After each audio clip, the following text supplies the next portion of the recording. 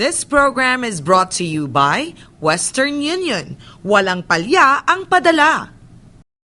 Good morning po mga kamarino. Isang makasaysayang umaga po ang hatid namin sa inyo bilang paghahanda sa nalalapit na Independence Day sa June 12. Good morning, Maricel. Oo nga, Independence Day. Okay, mga kamarino, alam natin na ang Independence Day ay araw ng kalayaan. Oo. Kaya magandang umaga rin po sa lahat ng ating mga kamarino. Alam nyo ba na June 12 dati ay ipinagdiriwan lamang bilang isang flag day at Independence Day nating inaalala ay July 4? Oo, kasi nung unang panahon, hindi pa ako napanganak noon. Ito lang ha, sir. Noong unang panahon, kinopya natin ng Estados Unidos.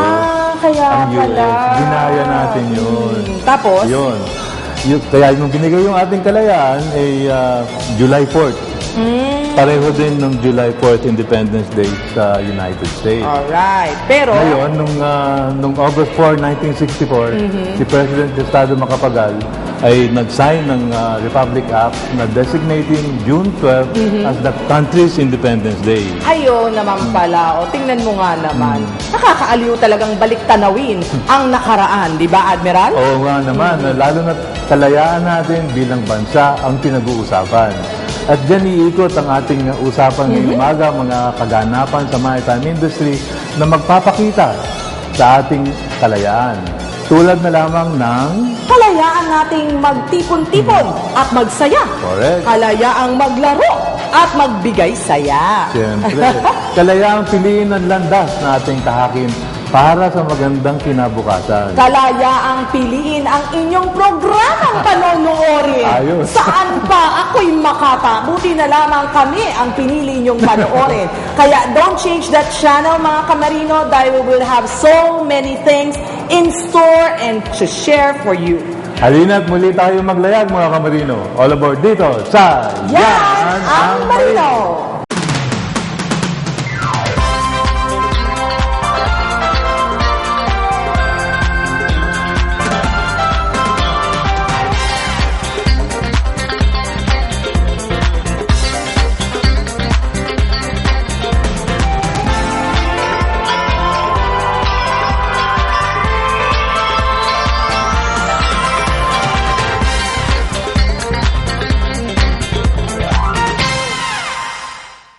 Tapos na ang 2 months training ng Batch 2017 at binalikan namin ang mga nakapanayam namin 2 months ago. Ano nga kaya ang kanilang saloobin ngayong nalagpasan na nila ang 2 buwang indoctrination and orientation period?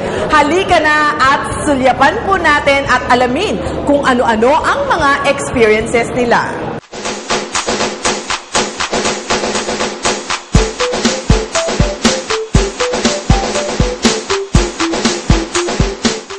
Maap na naman kami at excited na muling makapanayam ang mga probationary midshipmen na aming nakakwentuhan 2 months ago.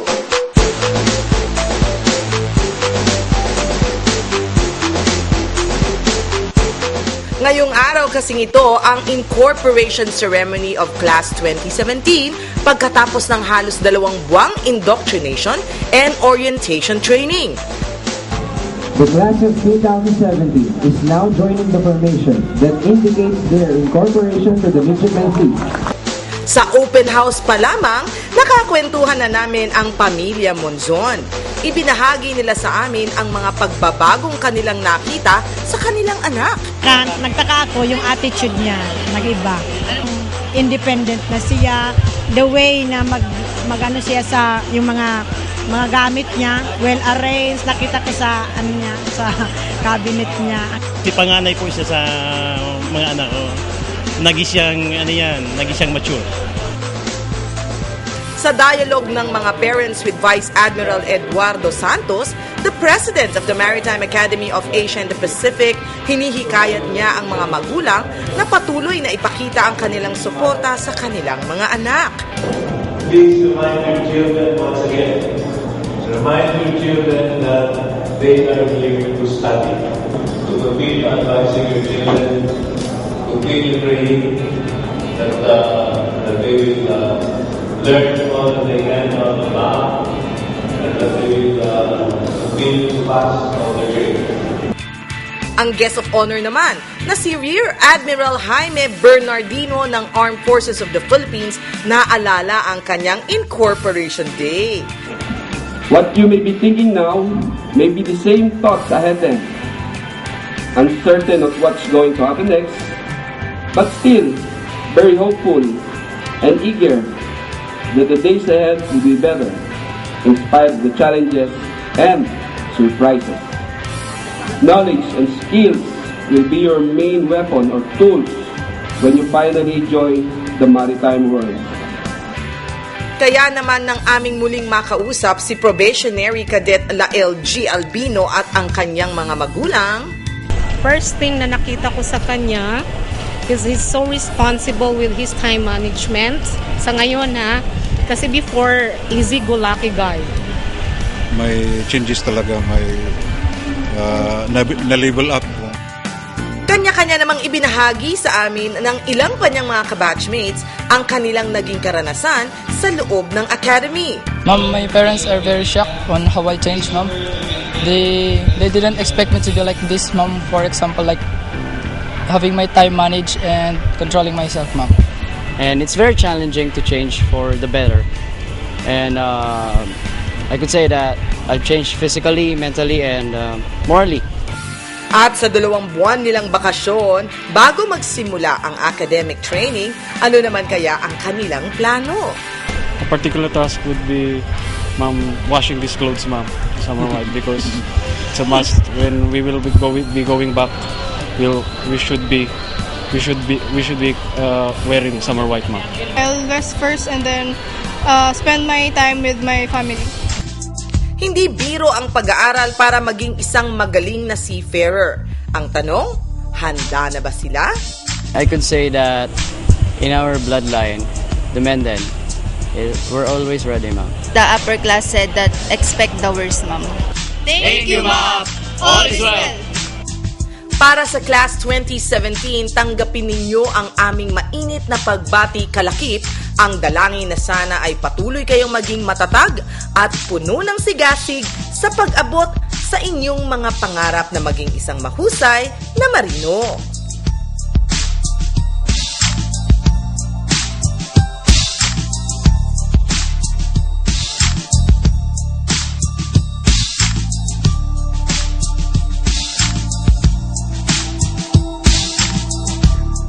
You are watching Yanang Marino.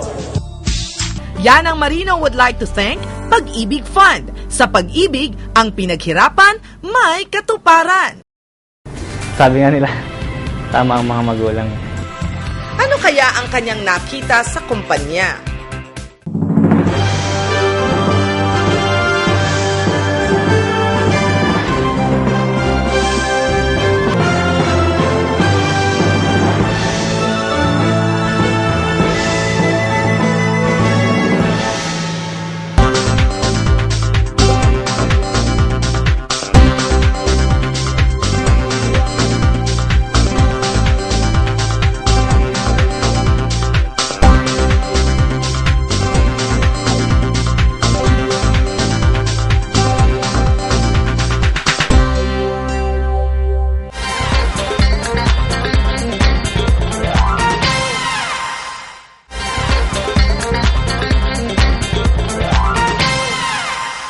Isang masaya at kapaki-pakinabang namang araw ang ating ginugol kasama ang mga marino natin sa Island Overseas Transport Corporation. Tinaunlakan nila tayo magbigay ng kasiyahan at kaalaman sa mga pamilyang marino na dumalo doon. Silipin natin ang kaganapang ito.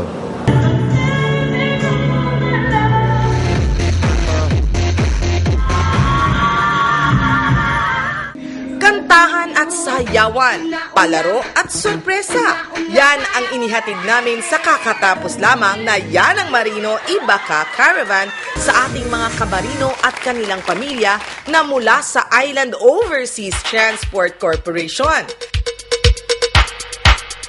At sa gitna ng kasiyahang ito, nakilala namin si Chief Mate Danilo Merino Jr. na almost 12 years na sa manning agency na ito. Yung father ko talaga yung na-encourage sa akin na mag-seafarers talaga. Kasi nga, maganda raw yung future pag seafarers ka or may pa-travel ka abroad, mga ganun. Kaya doon po nag-umpisa. Maganda yung binibigay ng future sa akin, pati sa pamilya ko. Kasi nga sa magandang binibigay ng trabaho ko, bibigyan ko sila ng magandang future, tsaka yung sa tingin ko tama kasi sabi nga nila, tama ang mga magulang. Ano kaya ang kanyang nakita sa kumpanya? Marami po. Yung medical nga po para sa pamilya, then yung nag-training ka, meron din pong allowances, and yung pre-board, yung sa mga nag-training, meron po silang pinag-i-stayan po nila. And libre po yun. Kung lahat ng problema mo, pwede mong sabihin sa kanila, then pagtutulong-tulungan nila yung problema. Ayon pa sa kanya, maganda po sila makisama para pong pamilya. And then yung mga crew po, mga crew ng barko, well, disciplined po sila. So wala problema po pagdating sa barko. Nakakapagtrabaho kami maganda kasi nga yung mga tao disiplinado. Yun ang mga gusto ko sa UTC. Hindi sila mapapaya kung dito sila mag-employ sa UTC. Dahil sa management nila, tsaka tao nila, employee, tsaka yung pamamalakad nila, maganda talaga. ikunento rin niya sa amin kung paano niya narating ang posisyong hinahawakan niya ngayon. Kasi nag-umpisa talaga ako sa start talaga na cadet. Then, step by step po talaga. Naging OS, then AB. After ng AB, nag-third mate, then second mate, hanggang ngayon naging chief mate. Naranasan ko halos lahat yung mga sa trabaho sa barko, halos sabihin naranasan ko yung mga mga nag-uumpisa pa lang. Bilang isang marino, mahalaga ika niya ang mayroong disiplina. Disiplina isang factor po yan para maging maganda yung sitwasyon sa barko, yung pamamalakad, yung sa trabaho rin. And siyempre na mo sila, yung hindi sila matitigas ang ulo, siyempre nautusan mo maganda, sumusunod. So maganda yung workflow sa barko talaga. Dito sa IOTC medyo pili na yung mga tao and nadidisiplina nga tulad na sabi ko. Kaya maganda trabaho dito sa IOTC. Kasi nga isang tao rin, mga crew. And siyempre, sino nagtitrain sa crew, kundi yung manning agency rin. At pagdating sa pamilya, disciplinarian din ba siya?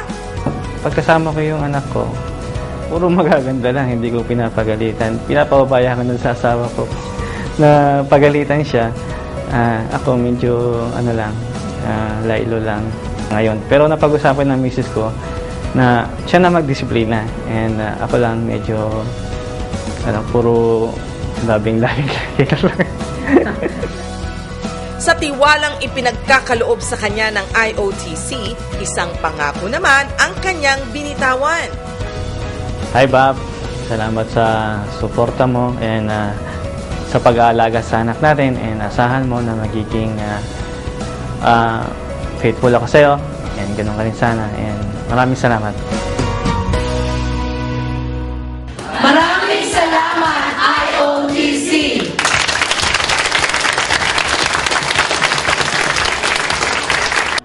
Pagalingan sa pagkanta?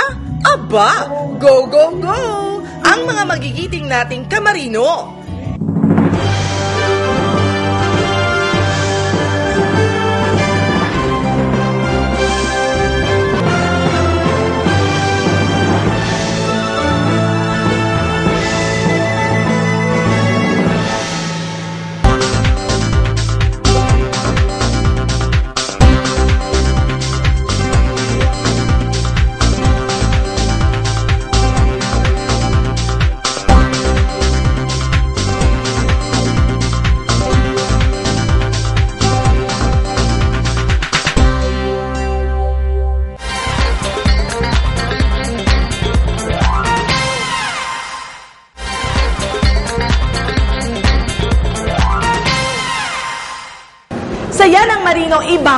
caravan sa Island Overseas Transport Corporation or IOTC, bawal ang killjoy. Kaya game na silang nakilahok sa ating mga palaro.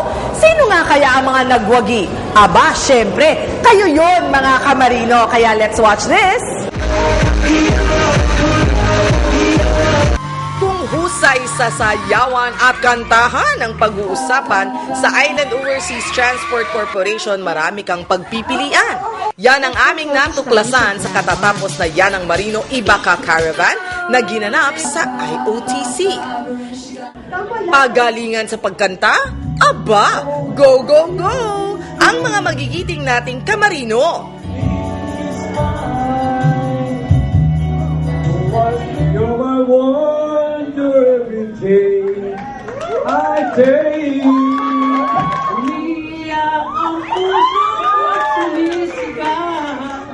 At kahit medyo agawan ang palarong aming inihanda, hindi umurong ang mga bagets. Go!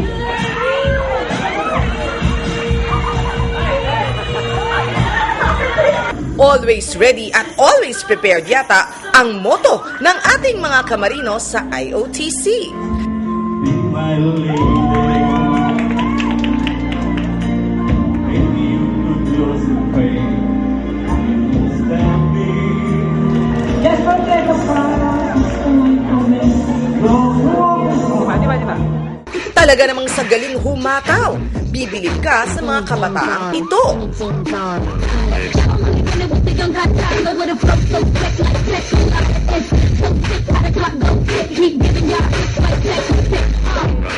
Titanium naman ang kantang ibinahagi ng binatilyong ito sa kamarino nating dumalo. Shoot me down, but I won't fall. I am titanium. Bigay todo naman sa pag-indak ang grupo ni Carla. Walang panama si Rihanna.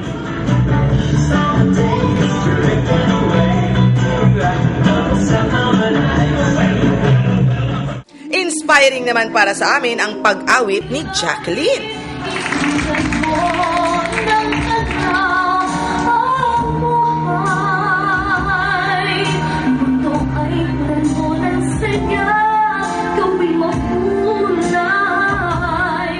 Nakakaengganyo ka naman, Iha, dahil enjoy ka sa pagkanta.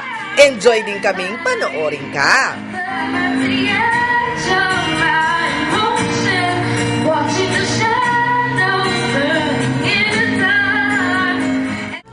Saving all my love. Yan ang promise ni Marie Colleen, ating lahat.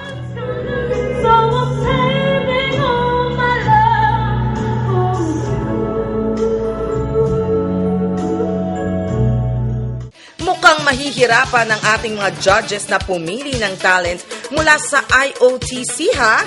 Magagaling silang lahat. O, good luck na lang sa mga lumahok. We will notify you once we have the result. Abangan!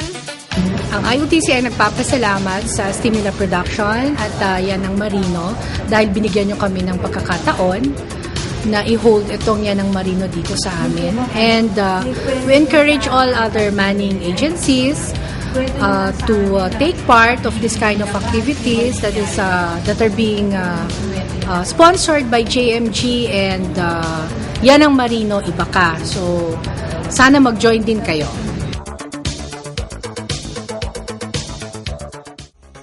Naniniwala ka ba sa kasabihang kung may tiyaga, may nilaga? Ito ang modern version niyan. Kung may Yanang Marino Ibaka Caravan, may iPad dyan.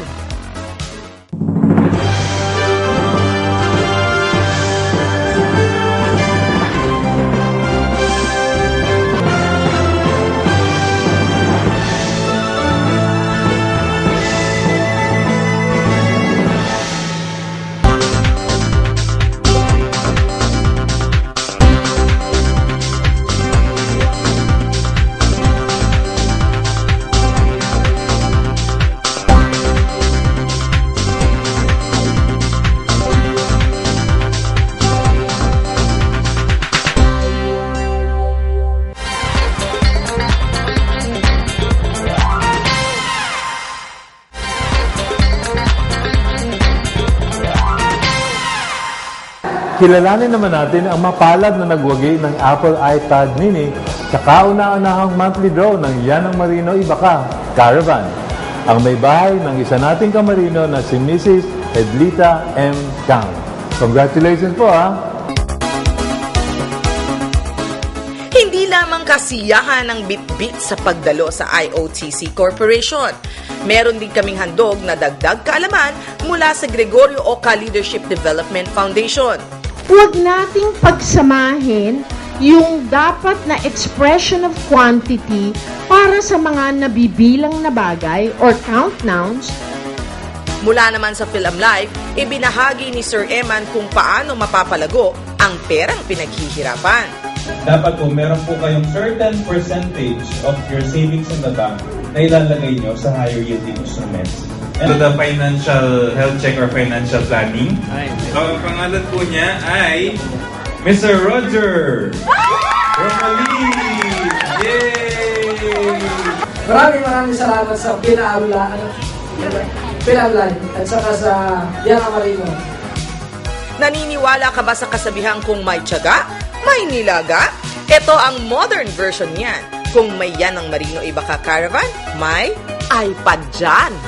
Maraming salamat sa Yanang Marino Ibaka Caravan. Finally, nakakwentuhan natin ang kauna-unahang winner ng Apple iPad Mini na galing pa sa Bulacan. Tinawagan ko po. Sinubukan ko pong tawagan. Kung totoo, siyempre po, doubt ako kung totoo yun. Kaya, sinubukan ko pong tawagan kung totoo talaga. Saka lang po ako naniwala. Nung dumating po yung mister ko, nung March 12, binili po namin yung anak namin. Parang graduation gift po namin sa kanya. Kaya graduate po kasi siya nurse. Tapos, yung din po anak ko, gusto rin po. Siyempre, nagkakaingitan. Kaya gusto rin po magpabili nito. Tama-tama po, nung tumawag po kayo, ayun po, para po sa kanya po. Anak, Grace, pabuti, sana makapasa ka sa board exam mo.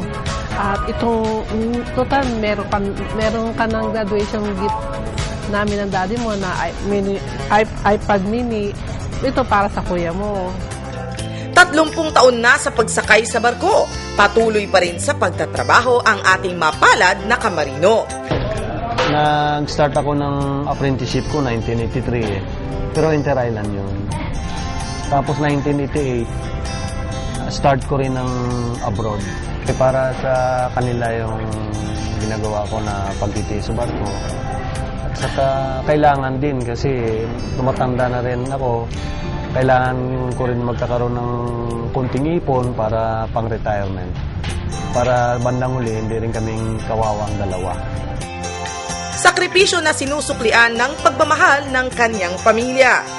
Na pinag-aaral, yung pagpaparal po namin sa mga anak namin. Dahil po sa pagsisikap ng daddy nila. Mahal po nila kami. Nagsasakripisyo po siya sa barko para mapag-aral sila. Halos lahat ng pera namin, ginagamit din naman sa tamang paraan.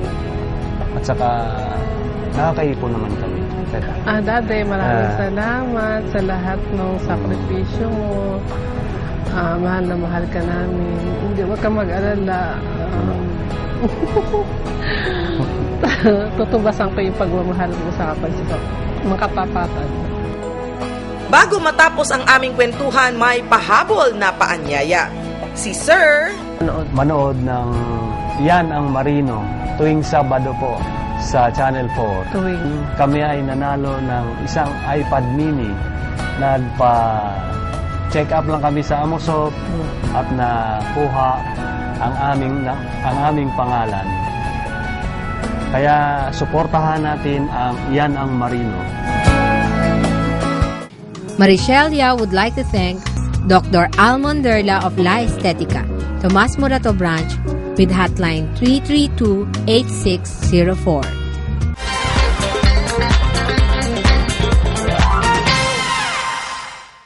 Albert Camus, a French Nobel Prize winner author, journalist and philosopher once said, and I quote, "Freedom is nothing but a chance to be better, Mga kamarino, sana po sa loob ng 30 minutes ay may natutunan kayo sa aming programa. Na hindi lamang nakapagpasaya sa inyo, kundi nakapagdagdag kaalaman para mabago ninyo ang inyong mga sarili and of course, for the better. Ayan, hanggang sa susunod pong Sabado mga kamarino, 11 o'clock ha, kasabay niyo po sa inyong pananghalian dito lamang sa PTV4, ang telebisyon ng bayan. O may na-miss ba kayong episode na nais niyong panoorin? Bisitahin po ninyo ang aming website, www.yanangmarino.com, and feel free to send us your comments and suggestions through this website. Don't forget to like us on Facebook and follow us on Twitter. Watch Yan ang Marino through live streaming. Just type www.ptv.ph o kaya naman po ha, sa DVD na pinamimigay po ng Amo Soup, meron po ang Yan ang Marino dyan. Okay? Okay, enjoy your weekend mga kamarino. Have fun! Kita-kits tayo next week. But for now, Anchors away! bye!